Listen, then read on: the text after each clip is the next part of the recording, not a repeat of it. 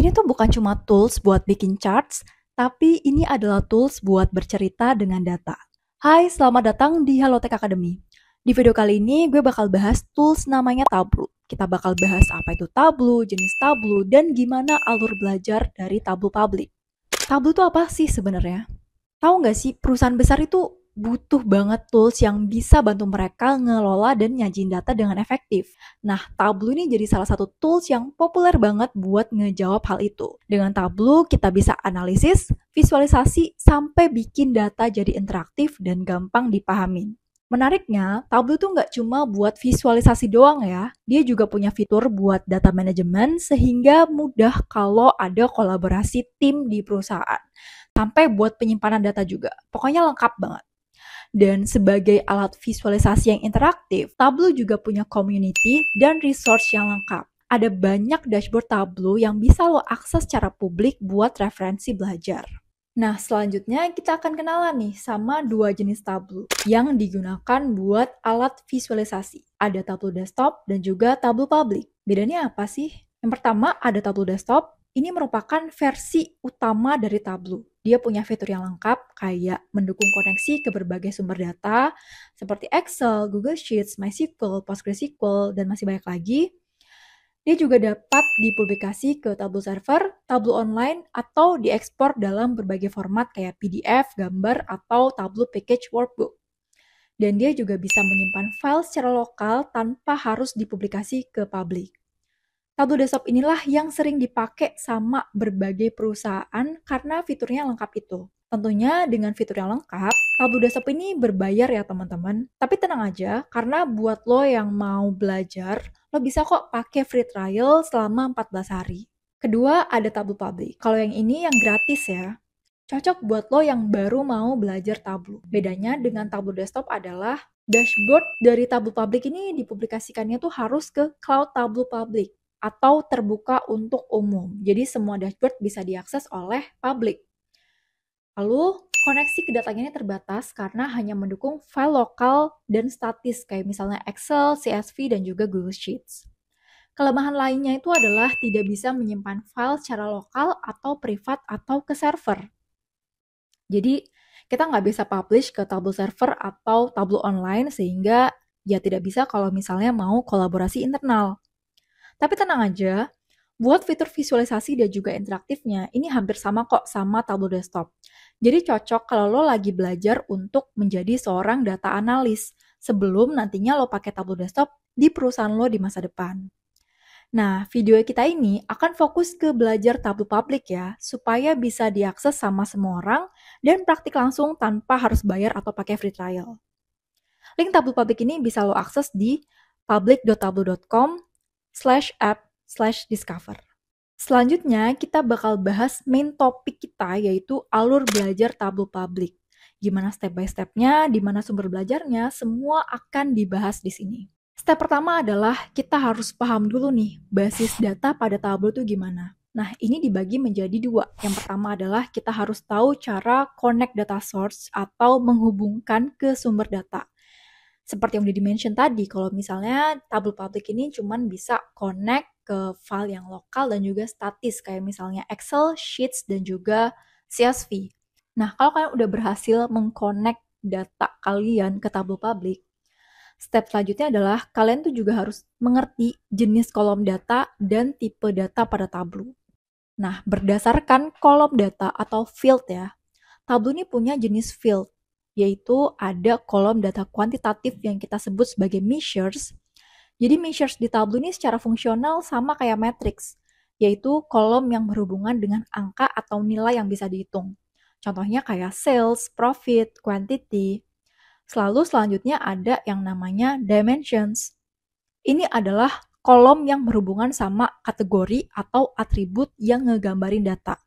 Contohnya kayak product name, region, atau customer ID. Nah, sedangkan kalau berdasarkan tipe data, Tableau ini bisa membagi data menjadi string, date, date time, geographic, numeric value, dan juga calculated field atau hasil perhitungan. Setelah tadi memahami basis data pada Tableau, step selanjutnya adalah kalian juga harus tahu gimana cara menentukan visualisasi yang tepat buat data kalian. Ingat bahwa tujuan utama kita pakai Tableau ini kan buat menyederhanakan bentuk data biar mudah dimengerti sama orang lain. Tableau sendiri ini punya 24 tipe charts yang bisa lo sesuaikan dengan kebutuhan. Pemilihan visualisasi yang tepat ini penting banget karena bisa mempengaruhi cara orang memahami data kita. Misalnya, lo bisa pakai bar chart kalau mau membandingkan antar kategori, pakai line chart untuk melihat tren dari waktu ke waktu, dan pakai map kalau data lo ini punya unsur geografis. Nah, untuk meyakinkan pemilihan chart yang lo pilih, lo bisa eksplorasi dan belajar dari berbagai referensi visualisasi data, kayak datavisproject.com, chartuser.com, Dataviz Catalog, dan juga From Data to Viz. Sumber-sumber ini bisa bantu lo nentuin jenis visualisasi yang paling efektif dan sesuai dengan pesan yang disampaikan. Setelah lo coba-coba visualisasi dan bikin beberapa worksheets, sekarang saatnya bikin dashboard pertama. Nah, buat bikin dashboard pertama ini, pastiin cari dataset yang simple. Misalnya kayak data penjualan atau data apapun yang gampang buat dipahami. Dan jangan lupa buat pilih datasetnya itu juga dataset yang kecil dulu. Oh iya, Tableau ini juga menyediakan beberapa public dataset yang bisa lo akses secara gratis buat bikin dashboard pertama kalian. Nah, selanjutnya penting banget juga buat pahamin datanya. Coba lihat ada masalah apa sih yang bisa lo jawab atau insight apa sih yang bisa ditemuin dari data ini. Misalnya, wilayah mana sih yang punya performa penjualan terbaik? Atau siapa sih pelanggan yang sering beli, profilnya tuh seperti apa? Apakah ada pola terkait umur dan juga lokasi, dan sebagainya. Kalau misalnya udah paham sama data, tentuin juga tujuan dashboardnya itu buat siapa dan buat apa. Matriks utama apa sih yang perlu untuk ditampilin? Siapa yang nanti bakal pakai dashboardnya? Itu harus ditentukan dulu. Nah, setelah itu, coba buat beberapa visualisasi di worksheets.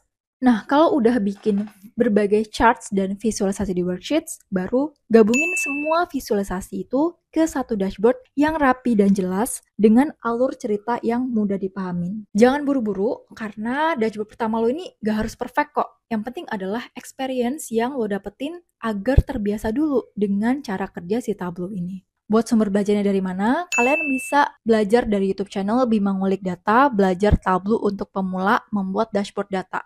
Lalu ada Adam Startup Indonesia, dasar-dasar Tableau, pembuatan dashboard COVID-19 Indonesia. Step selanjutnya, kalau kalian udah nyaman sama dashboard dasar, ini saatnya buat menambah kompleksitas. Berikut adalah beberapa fitur yang bisa lo pelajari di Tableau Public. Yang pertama ada Calculated Fields. Fitur ini bisa bantu lo buat bikin kolom baru berdasarkan perhitungan atau kategori tertentu.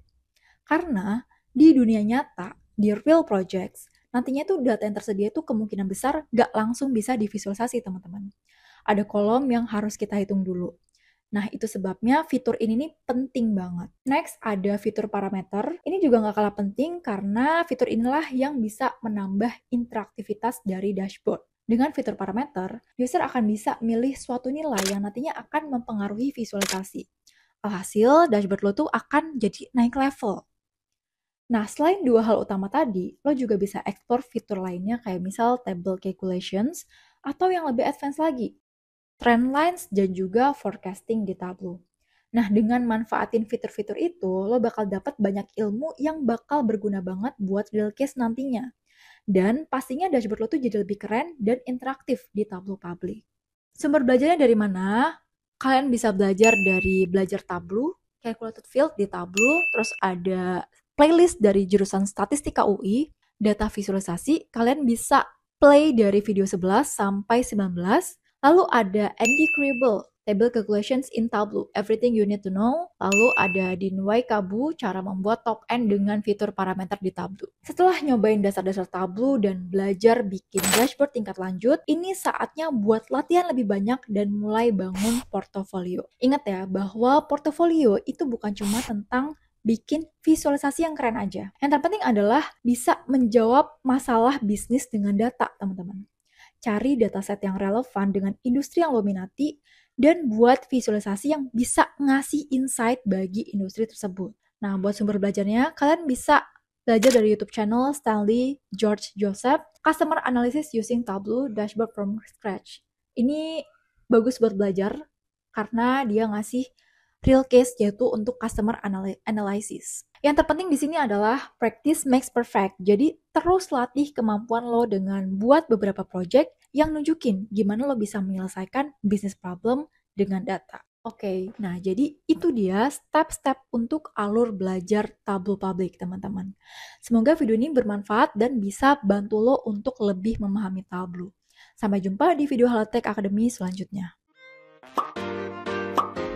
Terima kasih telah menonton Halotek Academy. Jangan lupa like, comment, subscribe, dan share video ini. Cek juga tutorial menarik lainnya ya. Halotek Academy, learn today, great tomorrow.